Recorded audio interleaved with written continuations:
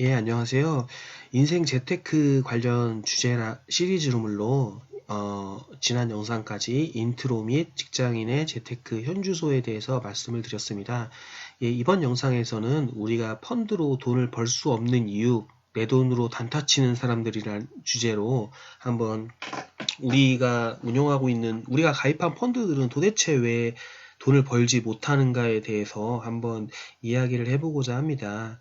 그 이야기의 이제 주된 내용은요, 이렇게 펀드 운영의 주체 문제, 고객들에 의한 문제, 시스템에 의한 문제, 그리고 제가 생각하는 가장 커다란 문제라고 생각되는 펀드 회전율에 대해서 하나하나씩 이야기를 한번 해보고자 합니다. 우리가 펀드를 가입하게 되면 제가 생각할 때 펀드를 운영하는 데 있어서 가장 펀드의 수익률과 직결되는 부분이 펀드 운영 주체라고 하죠. 그러니까 뭐 펀드를 운영하는 펀드 운영자라든가 그리고 그 회사 그리고 오너가 가지고 있는 주체자의 그런 투자에 대한 생각이나 이런 분들이 되게 중요하다고 생각합니다. 솔직히 말씀드려서 대부분 저는 일단 제 유튜브 영상에서 말씀드리는 주제 같은 경우는요. 어, 저는 개인적으로 단타에 대해서 좀 부정적인 입장입니다. 단타나 뭐 스윙이라 뭐 단타나 보통 뭐 초단타, 단타라고 이야기를 하고 뭐 어떤 경우는 뭐 제가 보기에는 말장난인데요. 뭐 스윙이라고도 하죠. 단타처럼 뭐 하루 이틀이 아니라 그래도 조금 뭐 몇 달 정도나 며칠 뭐 이렇게 운영하는 것들을 보고서 이제 스윙이라고 하는 건데 개인적으로 저는 뭐 그래도 가치 투자적인 입장에서 투자를 하고 있는 사람으로서 뭐 회사 뭐 2, 30% 같은 경우는 그 펀더멘탈과 전혀 상관없이 회사의 주가가 움직일 수 있거든요. 근데 뭐 20%, 30% 또는 50%뭐 주가가 왔다 갔다 한다고 해서 그거는 뭐 사고 파는 거에 대한 그런 거에 대한 것들은 좀 아니라고 생각되기 때문에 펀드 운영 주체는 개인적으로 장기 투자적인 관점을 갖고 그런 것들을 운영을 해야 된다고 생각합니다. 예를 들어서 뭐 주식농부 박영옥 님이나 뭐 예를 들어서 펀드를 하시는 분들 중에서는 메리츠 자산운용의 뭐 존니님이라든가 에세플러스의 강방천 그 대표님의 마인드나 이런 것들이 되게 좋은 마인드고 수익률을 떠나서 방법은 그런 방법이 맞다고 생각합니다. 근데 이게 사람분들이 되게 제가 생각하시는 거에 펀드나 주식에 관련해서는 되게 좀 그런 성향이 많으신 것 같아요. 뭐 예를 들어서 그냥 뭐 그게 뭐가 중요하냐? 단타든 장기 투자든 돈을 벌면 끝 아니냐라는 생각을 많이 하시는데요. 근데 이게 조금 뭐 좀 다른 얘기일 수도 있는데 저도 뭐 그런 시기가 있었습니다. 뭐 예를 들어서 회사가 뭐 회사의 비즈니스 모델 같은 것들이 좋고 뭐 독점적이고 하면은 회사의 뭐 오너나 이런 것들이 부정부패하고 이런 게 뭐가 운영이 되냐, 뭐가 문제가 있냐, 뭐 장기 투자 이런 것들이 다 좋은데 수익률이 안 나오면 꽝 아니냐 이렇게 막 말을 하시지 않습니까? 예를 들어서 뭐 그래서 제가 알기로 지금 메리츠 존니님도 거의 뭐 사기꾼 취급을 당하고 있죠. 뭐 일부 뭐 투자하시는 분들 그리고 뭐 박영옥님 주식농부 박영옥님 같은 분들이 뭐 투자를 하게 되면 뭐 그 종목에는 난리 납니다. 뭐 아 농부가 사서 망했다. 뭐 예를 들어서 아 주식농부 또 들어오셨네요. 뭐 이런 뭐 비난이나 이런 글들이 많은데 저는 이제 개인적으로는 뭐 이런 개념이 전 좀 알기 쉽게 제 생각을 말씀드리면 이런 것 같습니다. 예를 들어서 서울대를 자녀분이 아니면 내가 서울대를 가야 된다면 어떻게 공부를 해야 될까요? 뭐 꾸준하게 열심히 해야 되겠죠. 뭐 예를 들어서 그거를 뭐 컨닝이나 이런 걸로 갈 수는 없지 않습니까? 컨닝이나 뭐 예를 들어서 뭐 문제짓기 스킬 같은 걸 배워가지고 우리가 뭐 서울대를 갈 수는 없지 않습니까? 뭐 시험 한 번 정도를 조금 잘 볼 수는 있겠죠. 시험 한 번 정도를 조금 잘 쓰고 할 수는 없고 잘 볼 수는 있겠지만 서울대를 가는 최고의 방법은 그냥 꾸준하게 자기가 많은 시간을 투여해서 공부를 하는 거겠죠. 근데 예를 들어서 10명의 사람이 그렇게 꾸준하게 자기 시간을 투여해서 공부를 했다고 가정을 해봅시다. 가정을 해보는데 그 10명이 다 서울대를 못 가는 경우도 있지 않겠습니까? 그 중에 예를 들어서 뭐 6명은 서울대를 갔는데 나머지 4명은 서울대를 못 갔다라고 하면은 뭐 예를 들어 서울대를 못 갔고 연대, 고대나 뭐 그 밑에 대학을 갔다라고 한다면 그러면은 그걸 보고 이게 꾸준히 공부하는 건 방법이 아닌가 보다. 여러 가지 뭐 예를 들어서 찍기 스킬이라든가 이런 것들을 배워야 되는 건가 보다라고 이렇게 말을 한다면 뭐 여러분들이 보시기엔 어떠신가요? 이게 뭐 결과가 잘못됐다고 무조건 그게 뭐 잘못됐다고 할 수 있나요? 뭐 각자 다 개개인만의 능력치가 있는 것이고 좋은 방법으로 투자를 했다고 하더라도 주식 투자 같은 경우도 회사의 그 비즈니스 모델과 시장 환경에 투자를 하는 것이기 때문에 내가 좋다고 투자를 했고 내 판단이 옳았다고 할 수도 있지만 그럼에도 불구하고 시장 상황이 변하거나 이렇기 때문에 예상하지 못한 상황들로 인해서 수익률이 낮게 뭐 발생하는 경우도 있거든요. 예를 들어서 그런 경우는 아무리 펀드를 운영하시는 분이 좋다고 그 투자 철학이 좋다고 하더라도 2번이나 3번 이런 문제들에 대해서 고객들에 의한 문제나 시스템에 의한 문제 또 국가적 문제 또 여러 가지 문제들 때문에 그렇지 않은 경우가 발생할 수도 있거든요. 그렇기 때문에 뭐 단순하게 그런 것들을 논할 수는 없고요. 제가 볼 때는 그래도 그냥 장기 투자와 그리고 뭐 예를 들어 주식농부님이 말씀하시는 박영웅님이 말씀하시는 회사의 그런 과실을 같이 공유하는 회사가 커나갈 때 있어서 그런 회사에 투자하는 게 맞다고 생각합니다. 특히나 예를 들어서 뭐 2년, 3년이나 1년 정도의 단기성 기간을 계획해서 뭐 하는 경우에는 그게 좀 안 맞을 수도 있겠는데요. 예를 들어서 내 노후 자금이다. 노후 자금이다. 2, 30년 정도 그렇게 투자를 하고 큰 돈이 들어간다라고 하는 것은 저는 이제 장기 투자적인 관점과 좋은 회사를 보는 눈이나 이런 것들을 가지고 펀드 운영을 하시는 분들이 투자를 하는 것이 맞다고 생각합니다. 근데 이제 우리나라 같은 경우는 저도 증권사 다니는 친구들이 있는데 뭐 말 들어봐도 뭐 거의 그런 경우는 없는 것 같습니다.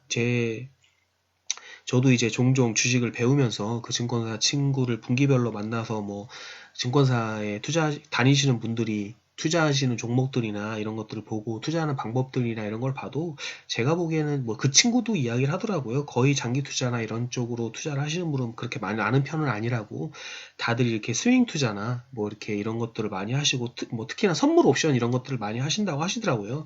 근데 이제 과연 저는 뭐 선물 옵션이나 그러니까 뭐 본인은 투자하는 스타일이 뭐 선물 옵션이나 단타를 투자하는데 고객들의 돈을 운영하는 데 있어서는 뭐 그게 뭐 그렇게 전환이 될까요? 예를 들어서 뭐 제가 예를 들어서 실제로 내가 운영하는 계좌는 단타랑 막 이런 거 막 하고 운영하고 그러는데 고객들의 돈은 막 장기 투자 관점으로 이게 좋은 것 같아 뭐 이렇게 저는 좀 힘들다고 생각합니다. 사람의 성향이라는 것들이 다 이런 것들이 묻어나는 것이기 때문에 그래서 가장 이제 첫 번째로 말씀드리는 펀드의 손실의 그 문제점은 펀드 운영 주체의 그런 투자 철학의 결여가 아니라고 생각합니다.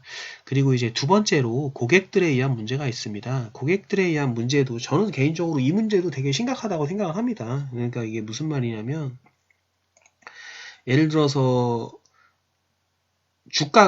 회사의 주가가 예를 들어서 뭐 이런 식으로 그러니까 우리 코스피 지수가 이런 식으로 움직인다고 가정을 했을 때 그럼 실제적으로 이런 쪽으로 펀드의 이익과 수익을 극대화하기 위해서 하는 방법은 무엇이냐면요.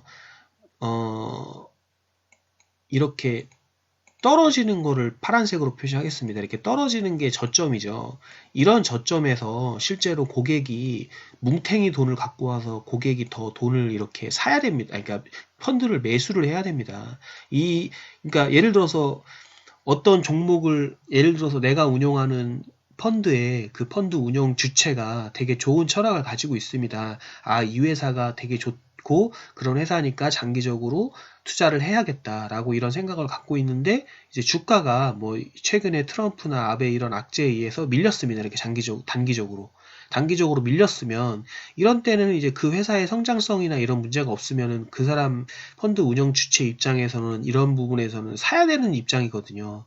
사야 되는 입장이는데 고객들 같은 경우는 환매를 신청합니다. 그러니까 나 이거 손실 나는 거 이거 좋은 거 못 버티겠다. 뭐 10% 20% 손실 나면 환매를 하거든요. 그러면은 펀드 투자자 입장에서는 물론 일정 부분 같은 경우는 펀드 중에 고객들이 넣은 돈 중에 일부는 현금성 자산을 가지고 있어가지고 이런 펀드에 환매하기 위한 돈을 비치하고 있겠지만 뭐 보통 우리나라 사람들은 다 뭐 경향이 뭐 와르르 하지 않습니까? 그럼 이럴 때 왕창 환매를 신청하거든요. 그러면 어떤 현상이 발생하냐면 실질적으로 내가 그 펀드를 운영하는 사람 입장에서는 장기 투자로 긴 호흡을 갖고 투자하는 사람들도 나는 생각 자체는 이 펀드를 이제 이 종목들을 더 떨어져서 이게 기회다라고 해서 사고 싶은데 실제적인 행위는 파는 행위가 되는 거죠. 고객들의 환매 금액을 채워줘야 하기 때문에. 그러니까 손실이 나서 사야 할 때 팔고 실질적으로 그리고 이제 이렇게 참았던 고객들도 이 순간에서 참았던 고객들도 이런 순간이 오면 이렇게 해서 조금 고점을 찍고서 내려오는 순간이 오면은 이제 자기네들은 팝니다. 또 팔죠. 이제 또 일부분은 또 이 부분에 팔죠. 이 부분에 팔면은 이제 버티는 고객도 팔면은 이제 그나마 이제 수익이 나서 이제 실제적으로 그럼 여러분들이 이렇게 생각하실 수도 있습니다. 이게 고점이니까 팔면 좋은 거 아니냐라고 생각하시는데 실질적으로 이게 여기서 봤을 때, 이 구간에서 봤을 때 고점인 거지. 실질적으로는 여기서도 안 팔고 또 하면은 이 이후에 또 이렇게 오르기 때문에 이것도 저점이거든요. 이 구간도 오히려 그러니까 실질적으로 장기적으로 우상향하는 이런 회사의 가치에 있어서 뭐 고점이고 저점이고 뭐고 이건 다 사야 되는 상황인 겁니다. 꾸준하게 사야 되는 상황인 건데 이때도 팔고 도대체 이제 언제 사냐는 거죠. 그러니까 그 투자하는 사람 펀드를 운영하는 사람 입장에서는 이게 떨어지면 떨어졌다고 팔아달라고 하고 오르면 올랐다고 팔아달라고 계속 파는 거죠. 계속 팔고 계속 이게 이렇게 오르면 이론적으로는 이렇게 내가 그 펀드를 운영하는 사람이 장기적인 안목을 갖고 있어서 되게 좋은 종목을 골랐습니다. 예를 들어서 뭐 삼성전자를 골랐어요. 삼성전자를 골라서 이렇게 계속 우상하는데 고객은 계속 파는 거죠. 이때는 떨어지면 떨어졌다고 팔고 오르면 올랐다고 팔고 그리고 또 이건 누가 메꾸냐? 뭐 신규 유입이 들어오겠죠.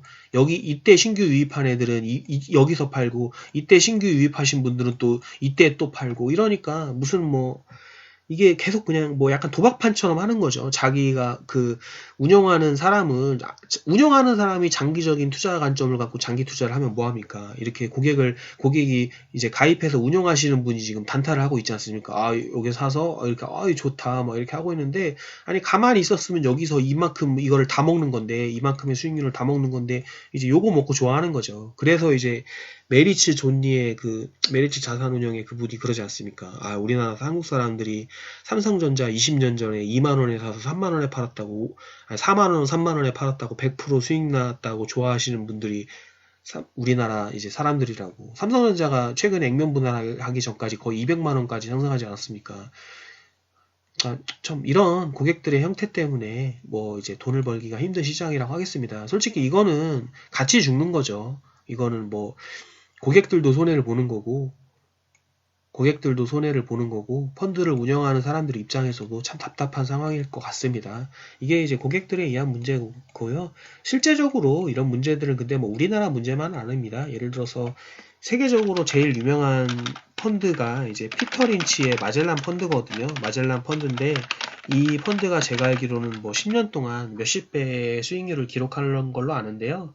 이 펀드도 대부분의 고객들이 다 손실을 났다고 합니다. 그러니까 이게 웃긴 거죠. 이제 마젤란 펀드 자체는 펀드가 10배 뭐 이렇게 10년 동안 10배, 20배 수익이 난다는 건 정말 엄청난 거거든요. 근데 펀드가 예를 들어서 10년 동안 이렇게 10배의 수익을 기록했는데 뭐 대부분의 뭐 7, 80%의 사람들은 손해를 봤다고 하니까요. 아마 손해를 봤다는 거는 뭐 이런 거겠죠. 뭐 이때 사서 조금 떨어지니까 이때 팔고, 이때 샀다가 뭐 이렇게 해서 버티다가 이때 팔고, 뭐 대부분의 이런 사람들이겠죠. 그러니까 뭐 다 이제 펀드의 수익률은 이렇지만 마이너스 10%, 뭐 플러스 10%, 20%뭐 이런 수익률에서 다들 이제 수익률이 형성되고 이렇게 된 것 같습니다. 예, 이렇게 해서 이번 영상을 한번 설명을 좀 드렸고요. 다음 영상에서 이어서 시스템에 의한 문제와 가장 큰 문제인 커다란 문제인 펀드 회전율에 대해서 한번 이야기를 해보도록 하겠습니다. 예, 감사합니다.